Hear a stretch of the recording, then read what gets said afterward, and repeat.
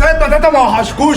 انا سمعت طرطيش كلام كده انكم بتقولوا بنتفرج عليه من اجل العمايه، وانا جيت اثبت لكم ان انا بنفسي مش بحد، وربنا ما يشمت فيا حد. سيد بتاتا يا مرحب.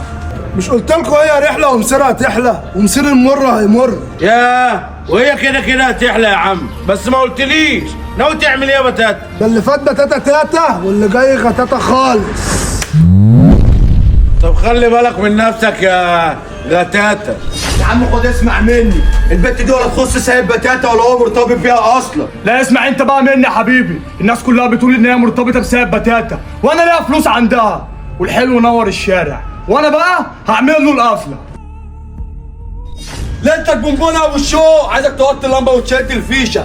ها سيد بتاتا كفاره عم مصر منور الدنيا. الله يسلمك يا وني، انا عايزك تقطع لي ودانك وتقول لي الشارع كان بيقول ايه في غيابي. الشارع بيقول ان في بنت انت مرتبط بيها وعامله مشاكل بقالها فتره، ولو ما لحقتش نفسك يا ابن خالتي انت اللي هتشيل الليل. بت مين يا عم انت؟ وهي هتطلع مين بقى السنيوره؟ والله العظيم يا اخوانا ما اعرفها، بس كل اللي انا اقدر اقوله لك الحق نفسك بدل ما تمشي تكلم نفسك. اكلم نفسي؟ ده انا هخلي الشارع كله يحكي عني. انا نصحت وانت وراحتك. اسمعي يا منطقه، البنت اللي انتوا كلكم بتتكلموا عليها ما تخصنيش، وكل اللي بيني وبينها كان تصوير وبس، والله يسهل لها.